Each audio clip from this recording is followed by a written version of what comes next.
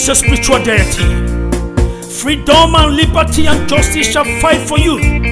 When you fight for freedom with all your soul, take it from me. This is Broadcasting Corporation of Biafra, BCB, the voice of the nation, the voice of the rising sun. And here is a special announcement from the leadership of Biafra government in exile. This is BCB. Fellow Biafrans, wherever you are listening to us today,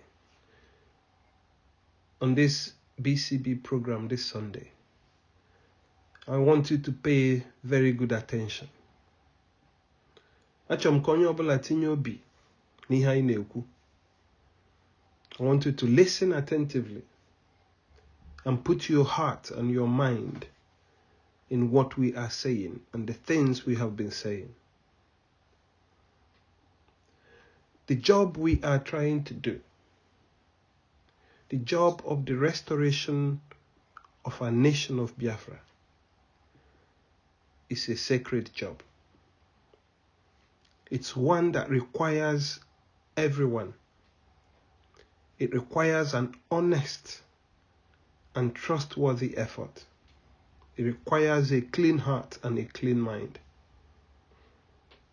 So whatever you do, no matter your role all these years, it doesn't matter when you started, in 1999, in 2000, 10 years, 20 years ago, I want you to listen and pay attention very carefully to the things we are saying on this platform, on this radio. And put your heart and your mind to it. And afterwards, just ask yourself what you can do to help. It doesn't matter how much, it doesn't matter how little. What matters is the heart and the mind that you put to it. On this day, November the 19th, 2022, I bring you this message. Injustice, inequity, marginalization, subjugation, disempowerment, underdevelopment, killings, detentions, torture, imprisonment. These are the things that Biafrans have been suffering, especially in Igbo and other ethnic nationalities in southeast Nigeria, Biafra land. These are some of the reasons it has become necessary for Biafra to leave Nigeria and become a separate nation, a free, independent, thriving nation that God created us to be. You don't have to look far to see and to feel the symbol of that injustice, that inequity, discrimination, subjugation. It is made clear, it is made manifest in the blatant disregard of the judgment of the appeal court in Nigeria that gave a judgment in favor of Nnamdi Kanu, the leader of IPOB worldwide. The disobedience of that court judgment by Nigerian government led by Buhari. Why did Buhari, who said the court must be allowed to do their job, when our elder, our father, the late Mbazulike, took a contingent of Igbo elders, including the Honorable Chukwemeka Ezife, former governor, to go and see Buhari and negotiate a political solution And the answer from Buhari was that the courts should be allowed to do their job. He will not interfere. The appeal court quashed all those frivolous charges against Nnamdi and discharged him, only for him to be kept in detention, continuous detention in the DSS cell up till now. Why did Buhari do that? Why did he not listen to the decision of the court? Why did he not allow the courts to do their job? Why did he turn around and refuse to obey the judgment of the same court by continuing to detain Nnamdi in DSS custody, infringing on his human rights, not allowing him proper medical attention, not allowing him to see his loved ones, his comrades, his friends, his associates? And all of this is on top of the illegality that surrounded his arrest, his kidnap actually, his extraordinarily rendition from Kenya, which is against every international law.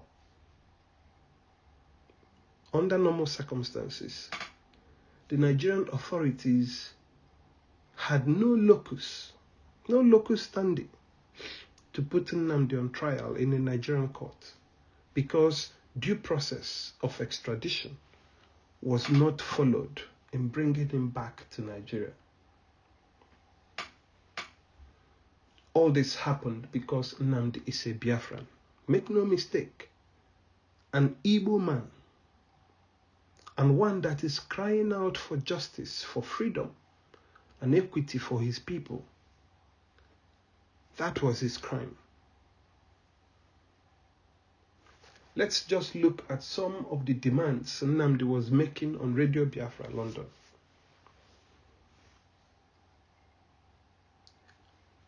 Give Igbos, give Biafrans seaports in Onitsha, in Calabar, in Port Harcourt.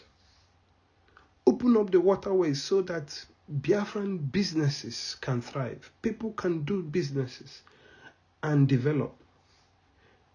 Give Igbos, give Biafrans functional international airports. Equal opportunity for all international flights to come into Enugu, to come into Port Harcourt, to come into Calabar, to create jobs, get our youths employed, get everybody working, get businesses and economy booming in our place. Those are his demands. Also, stop killing Biafrans. That was his demand.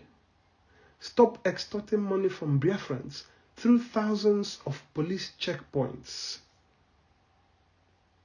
If you're traveling, you go to the seaport in Lagos, you clear your goods, you bring it down to Onitsha, you meet 1,001 checkpoints.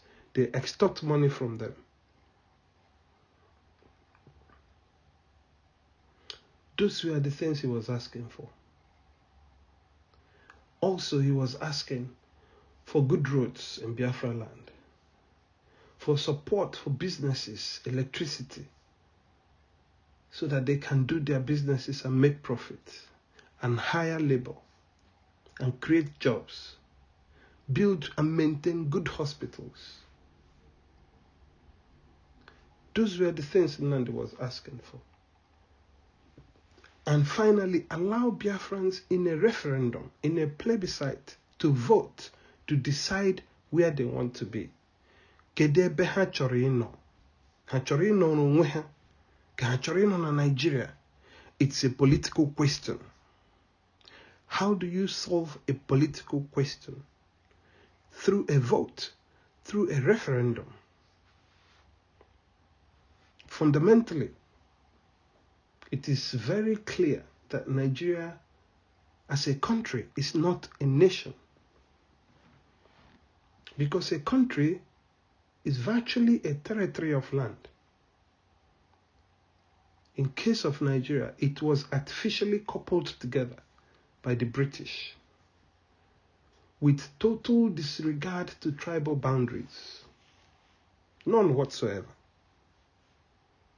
On the contrary, a nation is an association of peoples who identify their shared core values. Based on those core values, they give themselves a document, a constitution, a memorandum of understanding, something that says how they want to exist, how they want to be governed, which is codified into law, how they want to coexist with each other, how they want to achieve their economic and social advancement as one nation. It is the lack of these core values and the marginalization of Biafrans by Nigeria with impunity that Biafrans are left with no other choice but to seek ways to leave Nigeria and be on their own, a free, independent nation. This government, the Biafran government in exile, we therefore vehemently call on Nigeria government to release Kanu immediately, without any further delay. Your court of appeal has discharged him, but you chose to disobey your own court. This is unthinkable in any democracy. In a democracy, the independence of the judiciary is a key component of the principle of checks and balances. This principle is always embedded in any true democracy. Is Nigeria a democracy? As they continue to clamp down on innocent protesters, innocent people agitating for freedom, sending police with live ammunition to shoot at people who are just asking for freedom in a democracy, Nigeria is far from a democracy. It's a dictatorship. All democratic nations of the world must now strongly condemn this grave injustice and abuse of human rights, which is meted out to Nnamdi in particular and to so many thousands of Biafrans who are languishing in various detention centers in Nigeria. All free nations, especially the G20 nations, big democratic nations, who profess and support freedom, liberty, rule of law, and equity, fairness, you must surely look at this and condemn Buhari and Nigeria. You should call for the release of Kanu with immediate effect. The agitation for Biafra exit from Nigeria is never a crime. Nobody should be punished for it. Nobody should be killed for it. Nigerian authorities must stop oppressing, arresting, torturing, and killing unarmed Biafrans and anyone seeking for self-determination. Unarmed Yoruba people seeking for self-determination. Unarmed Middle Belt people looking for freedom, looking for self-rule, looking for better life. BGIA will continue to lead and support restoration of Biafra through a peaceful, diplomatic, and democratic process as we push forward and engage with the international community and make our case and follow due process, just like many others. The British leaving European Union, the Scottish pushing for a second independent referendum. It is a political process to settle political disputes. So we will continue. We will not relent. We will not be intimidated, because that which we are seeking is legitimate. It's never a crime. We encourage Nigeria and the Nigerian government to dialogue with us and find a negotiated solution which will allow Biafra to exit from Nigeria in a peaceful way. Just like the United Kingdom left the European Union peacefully, Biafra can also leave this Nigeria's unworkable union peacefully. Now, to all Biafrans in exile, wherever you might be in this world, in Cambodia, in Tbilisi, in South Korea, in France, in United Kingdom, in Ireland, in Sweden, in Finland, anywhere you might be, in Denmark, Copenhagen, in Amsterdam, in Spain, whether you are a professional or in a trade or vocation, and you are settled in a country where you are, or you are struggling, life is really tough for you, and you are continuously denied refuge or asylum in the country you escaped to because of your involvement in the restoration of your own nation. I tell you today that there is hope. There is hope that the Biafra nation will rise again, and your dreams of peace, prosperity, safety, and happiness will come true. You only have to be strong and courageous. Believe that God is on our side and will bring us to a desired destination. That destination is a free, independent state of Biafra. We are distinctively different from Nigeria, from any other in Nigeria. Our core values are different. We respect the sanctity of life. We respect and protect our women. We love free market and competition, which drives growth and development. We love innovation, creativity, merit, and yes, we want to be the best in everything that we do. We are different. We are the light of the African continent. We are that city set on a hill which cannot be hidden. Yes, we are Biafrans, and we make no apologies for that. We are Efik, we are Igbo, we are Ibibio, we are Iwakere, we are Ijo, we are Oron, we are Eshan, we are Ikwere, we are Ogoni, we are Isoko, we are Ogoja, and we are many more.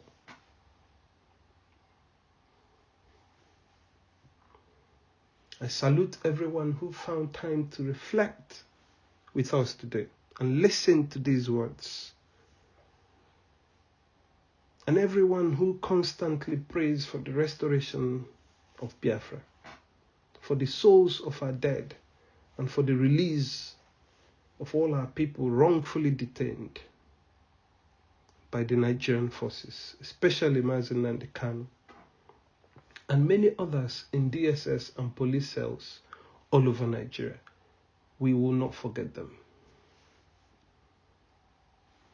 We are saddened by the lack of leadership and care from our so-called political leaders who have long abdicated their responsibilities to protect and fight for their people. We are tired of them, and we will never recognize them henceforth as our leaders. We will therefore raise new leaders who understand what it means to serve their people, to fight for their people, and to make sacrifices for their people as well, and to protect our land. In Biafra, new leaders will emerge, equipped with the tools of duty, hard work, due care, equality, and security for all our peoples. I call on everyone in Biafra land today, from the depths of my heart, please stop all forms of violence, regardless of the motive. I know you are hurting. I know you are in pain. I know you are suffering. I know you have no help. But I tell you today, the help is coming. Thank you very much for listening and for thinking about these issues. And may God bless you. And may God bless our nation, Biafra. This is the Broadcasting Corporation of Biafra, BCB. Fellow Biafrans, good day, wherever you are, in the homeland, outside the homeland. We wish you well. This is BCB, and this is Rosama. We haven't returned to Ojukwu's journals for some time, and so today we return to Ojukwu for inspiration.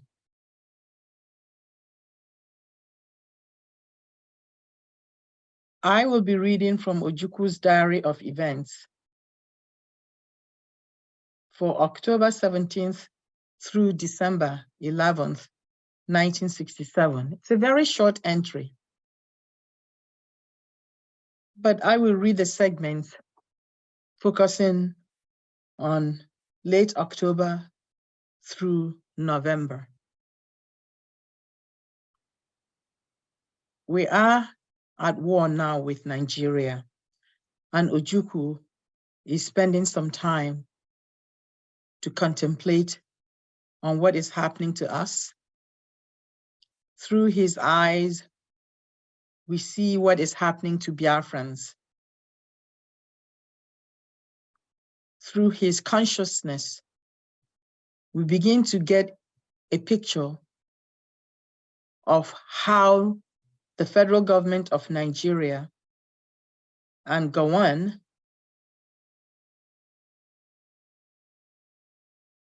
are addressing the issue of Biafra. We also get to see the international implications of the war and how other African nations have responded or have not responded, and Nigeria's reaction to the response of other African nations. I will let Ojukwu's journals speak to you with the hope that as we continue on this journey for the restoration of the sovereign state of Biafra, we take inspiration from Ojukwu, from his resilience and the resilience of Biafrans during this particular war. We hope that we will come to understand that our cause is right, and eventually other nations will see. We hope that this voice from the past will guide us. Ojukwu's Diary of Events, October 17th to December 11th, 1967. October 17th, Nigerian troops under the commander of a British naval officer, Commander J. Raw, invade Calabar. The invasion is repulsed. Chief Awolowo announces that Nigeria has so far spent £50 million for the prosecution of the war. October 27th, oil shortage hits Nigeria and ration system is adopted. October 31st, Biafra scientists start experimenting on the production of salt from the country's local resources, the Uburu Salt Deposit. November 1, a member of the OAU Committee on Nigeria-Biafra War calls the United Nations intervention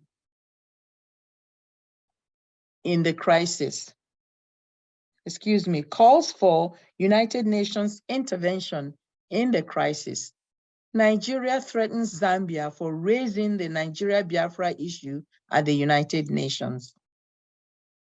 November 18th, Soviet Premier Alexei Kosygin, in a solidarity statement to Gowon, offers words of encouragement to Gowon, quote, for his attempt to hold the Nigerian Federation together, unquote. Nationalist activities are intensified in Lagos. Telephone lines between the Nigerian capital and other towns, Ibadan, Osogbo, Abeokuta, Ikorodu, and Agege in Western Nigeria are cut by Yoruba dissidents. November 7th, commenting on an article by William Norris in the London Times of October 12, 1967, in which reference is made to him, Dr. Nnamdi Azikiwe, former president of Nigeria, states that the only straightforward way to resolve the present Nigeria-Biafra war is to recognize the national and inalienable right of Biafrans to self-determination and the autonomous existence of the Republic of Biafra as a free, sovereign, and independent nation. November 11th, Lagos asks for 3 battalions of British troops. One of them is to be a Marine battalion, and all 3 would be deployed against Biafra for the dual purpose of assisting in the fight and protecting Shell and other British investments.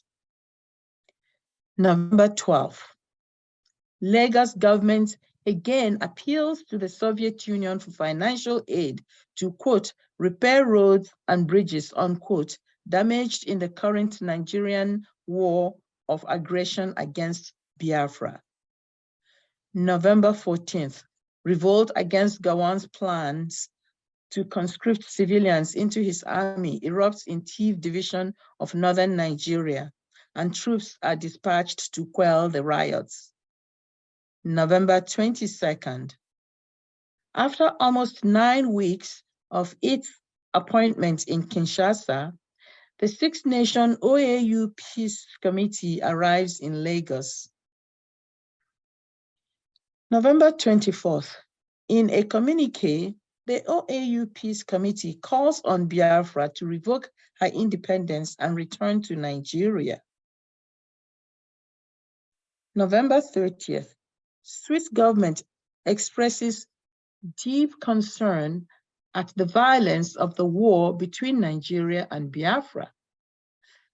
Nationals of 4 African states, Ghana, Togo, Dahomey, and Upper Volta, residents in Biafra, say that the decision of the OAU delegation on the Nigeria-Biafra war has exposed the OAU to ridicule in the eyes of the world. December 2nd, a Russian jet fighter is shot down at Itam near Itu by Biafran forces. We will stop here. As you can see, the whole world has become involved in this war. Not only is the war between Nigeria and Biafra. But it is now Britain and the Soviet Union and Nigeria against a small nation named Biafra. Why? It is obvious. Britain wants to protect the natural resources in the southeast, in the Delta region, in Biafra's land, under our soil, as its wealth.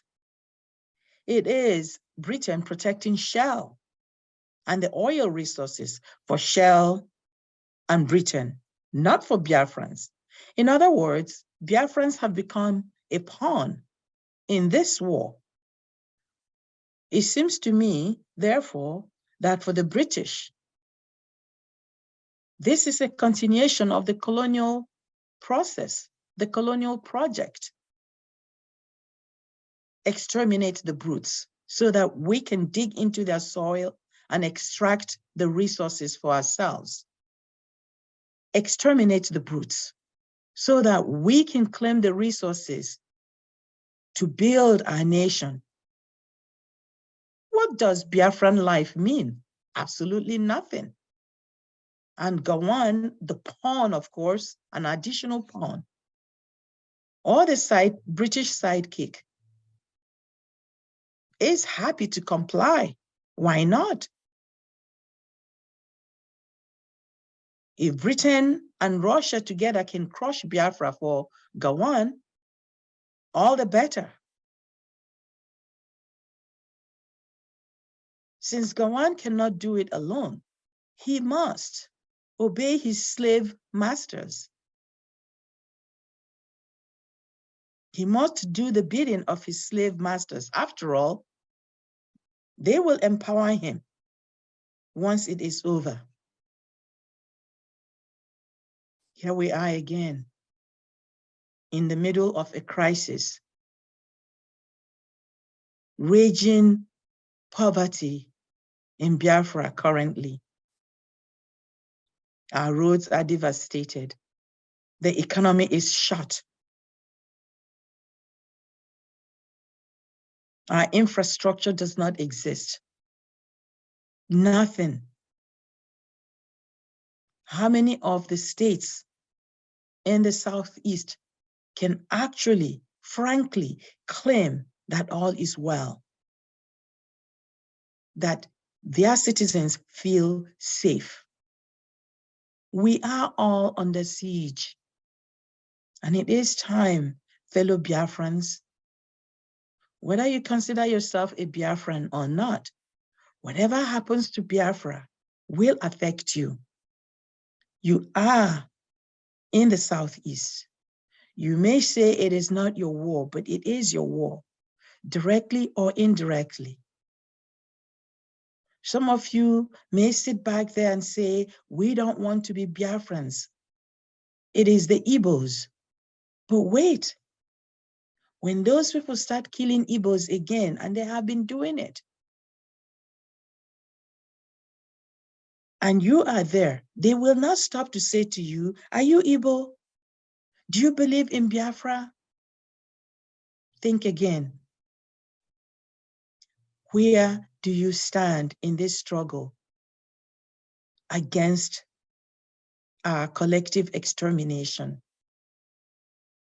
Ojukwu's journals reveal to us clearly the hypocritical nature of these nations, even our African nations.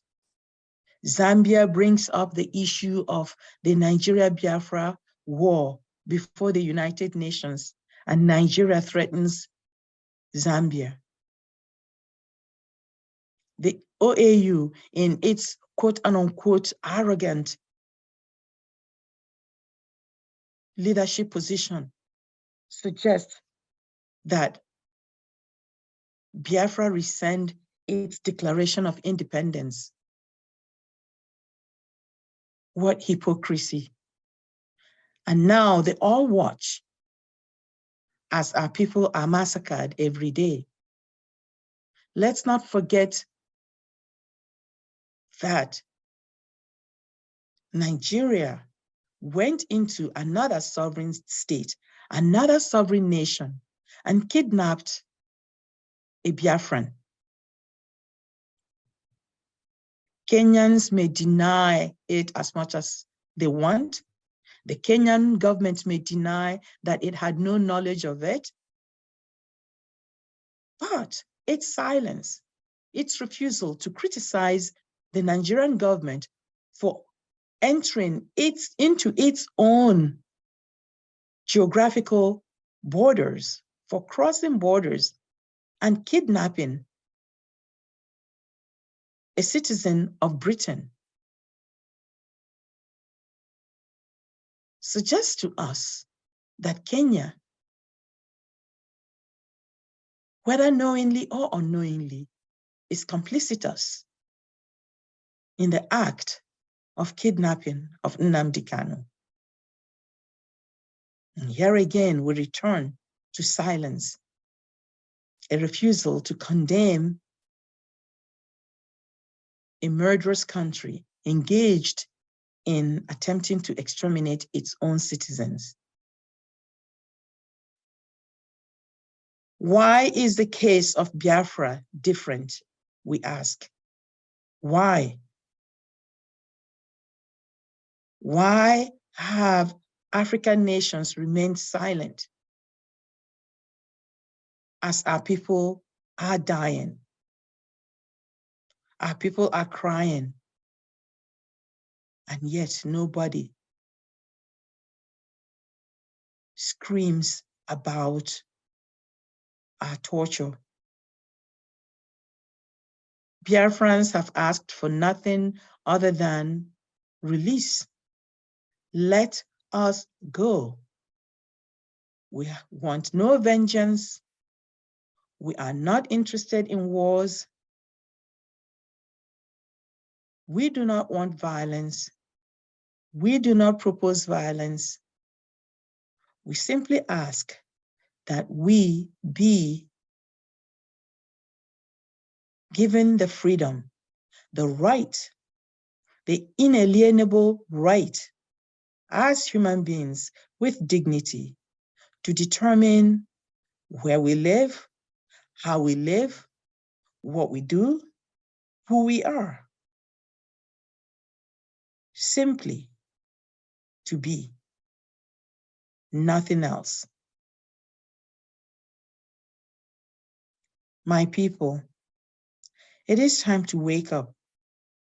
If you have been sleeping, it is now time to wake up. Ask yourselves, what do you want? Where do you stand? It is time to come back home, to come back together. Join us. Let's get wiser. This is Rose Ama, and this is BCB, the Broadcasting Corporation of Biafra. The more we fight together, together, together, the more we fight together, and stronger we shall be. The more we fight together, together, together, the more we fight together, and stronger we shall be.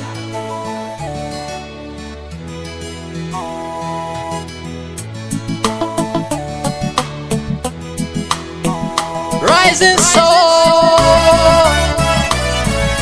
hey, rising soul, yeah.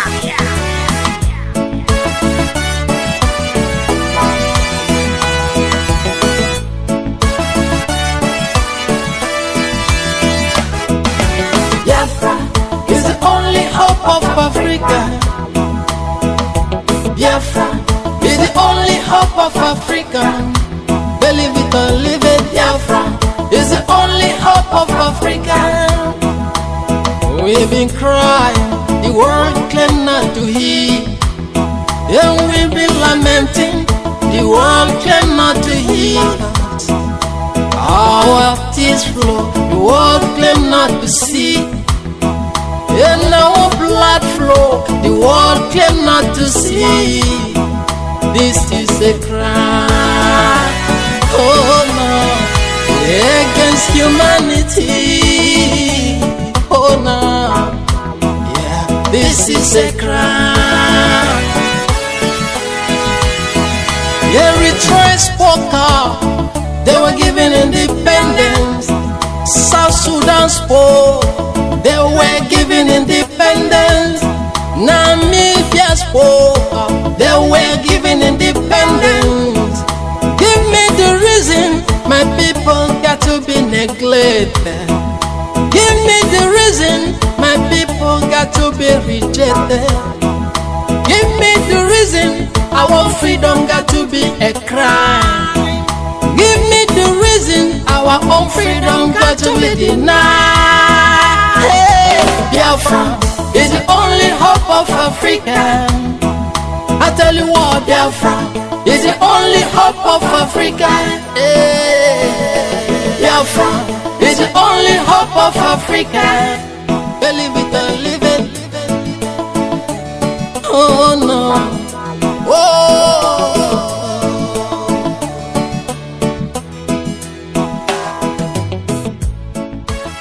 Thank you for listening to us today.